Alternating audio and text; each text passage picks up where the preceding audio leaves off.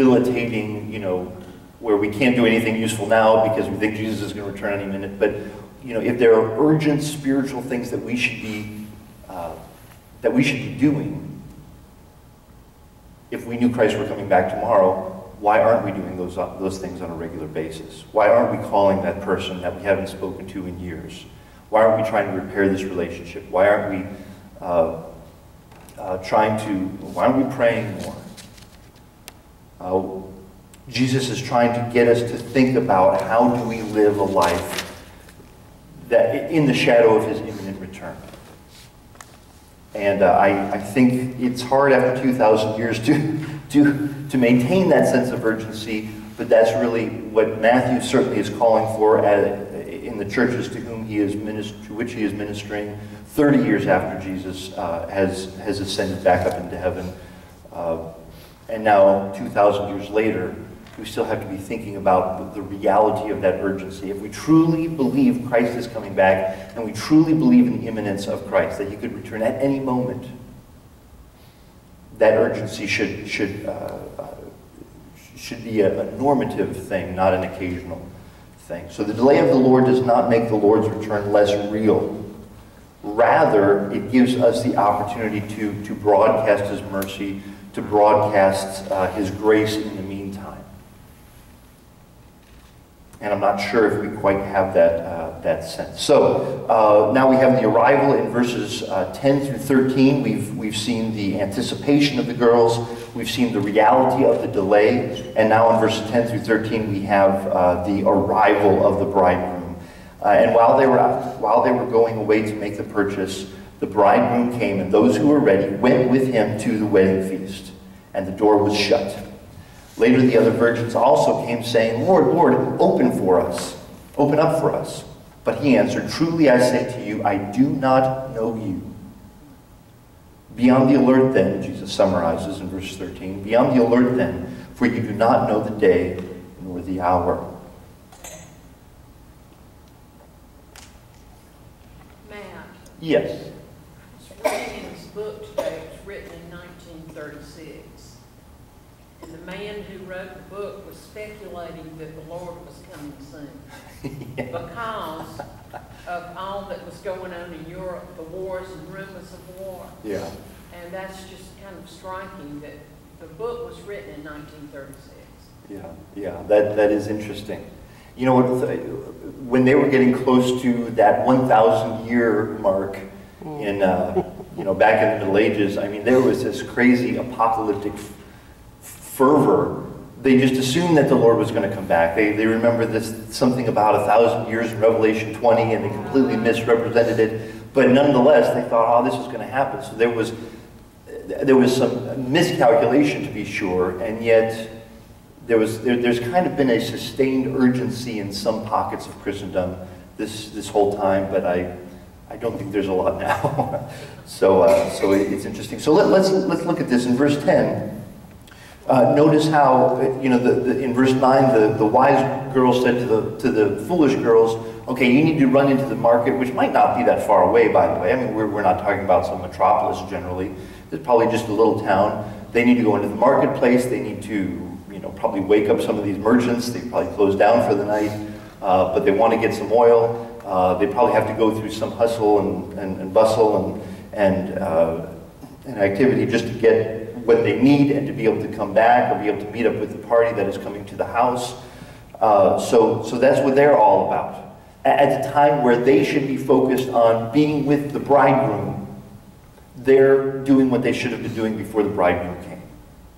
Their lack of preparation is now caught up with them, and at the time where they should be experiencing the joy of the presence of the bridegroom, they're doing things that they should have been doing previously. And it's an interesting, it's an interesting contrast.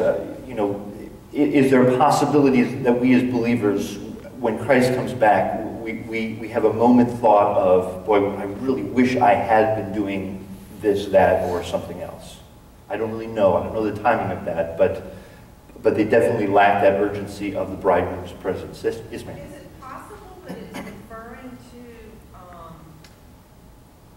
the Jews who think they're doing it all right, and then Christ comes takes the church and, you know, they're like, oh dear, during the millennium, gosh, the scriptures were true. I don't know, I'm just wondering, is there some sort of...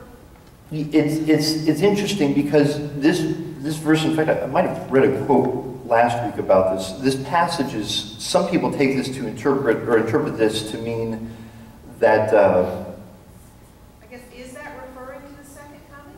I mean, or to the rapture, I'm sorry? Yeah, I think it is referring broadly to the return of Christ being, namely the eschatological program broadly, but it's going to start with the rapture, the sudden rapture. And that's why, you know, those verses at the top of the, right after, at the top of the previous page, on page 1, where it says Doctrine of Imminence, these verses are all about a thief in the night. We know when the official point of Christ's return to earth is going to be. It's going to be 7 years after the beginning of the tribulation. Right. So that's not a secret. That's not going to come like a thief in the night. You could practically calculate it if you knew the beginning or at least the midpoint of the tribulation. What we don't know is when the events that will culminate in the return of Christ will start. And that will start with the rapture. Some are going to take this passage in more of a Jewish context and say, well, this is Jewish people who become believers during the tribulation, and That's kind of where I was wondering. that could be. I think there may be multiple applications to how this is taken. The main principle, however, of the need to be ready for eschatological events, significant for the bride to come back for the groom to come back for his bride. That principle kind of transcends some of the different places where theologians have applied it specifically. So yeah, that's a good point. Well, the call too was at the gate of the village, not at the actual place of the wedding taking. That's right. The call is at the edge of the city, so it only gives you a very, very brief warning.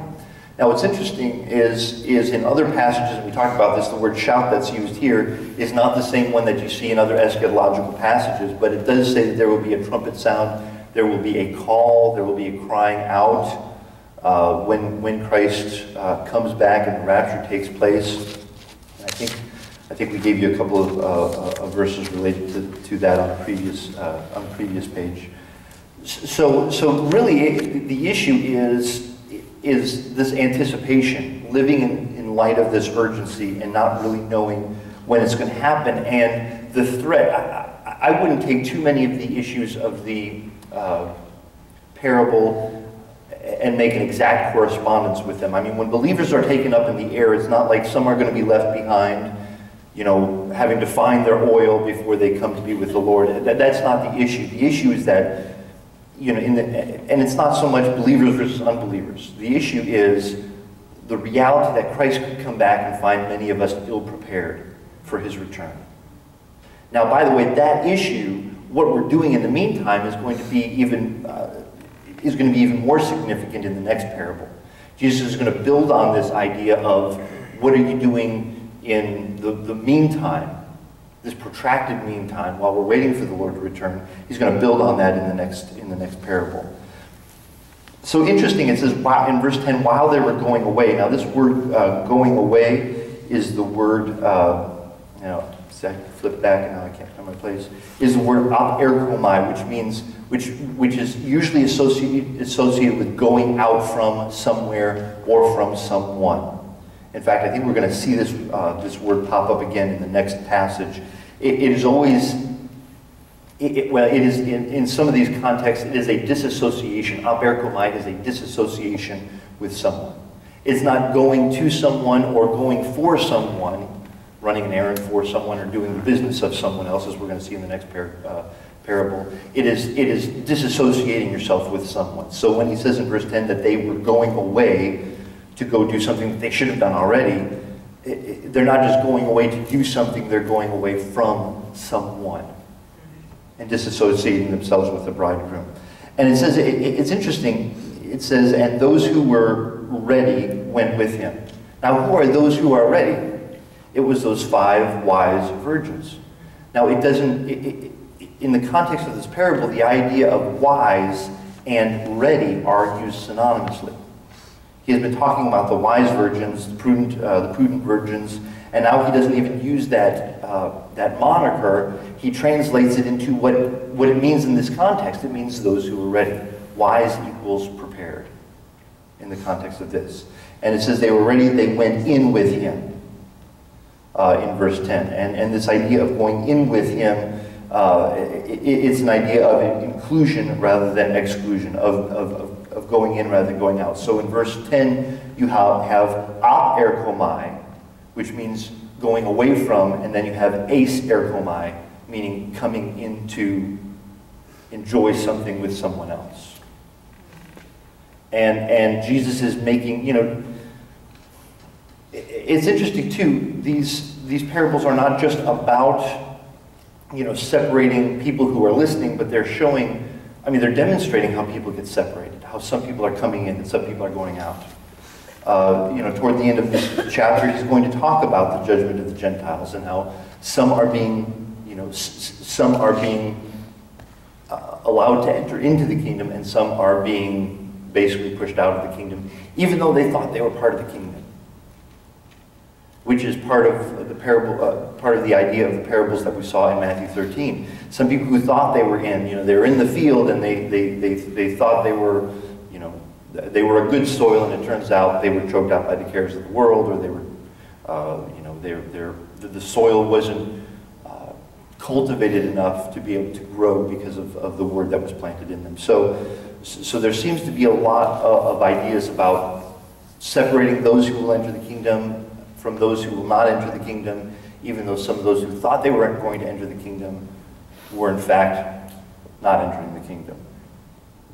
So that's interesting and a little disturbing. So they go in with him. Interesting, this word is erkomai is used also in Matthew 7:13.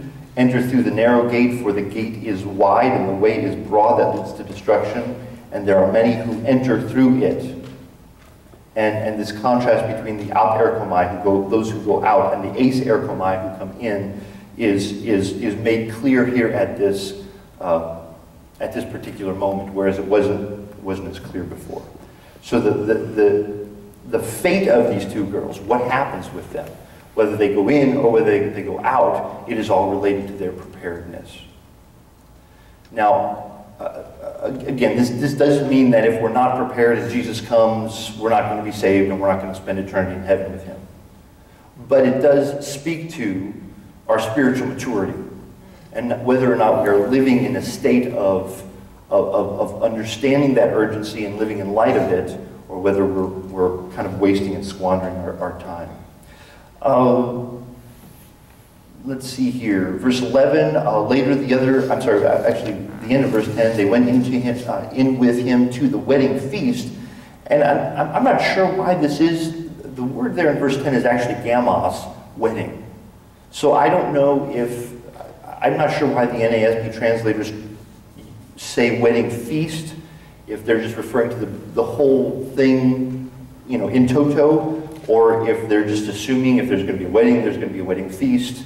I don't really know what their logic is there, but the word literally means the wedding. Presumably, there's going to be a feast afterwards, but the focus really is on the groom coming to do what he came to do, and you're either participating with what he's doing or you're locked out.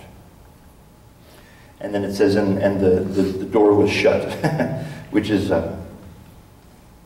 there's a finality, there's a permanence to the fact that the door is shut. And you think, well, you can open and close the door. Well, that's actually not what happens. Verse 11, later the other virgins came saying, Lord, Lord, open for us. And it's interesting, the word Lord, kurios, is a generic word that can be used for sir or master. But of course, it's most often used of Christ as a revered teacher, and then as Christ of Savior, and then of God the Father himself. So the fact that they're saying Lord, Lord seems to have kind of a double meaning at this point, where we're getting to the end of this parable, and the parable is kind of merging with the point of the parable, the reality of the parable, meaning there are those who, some who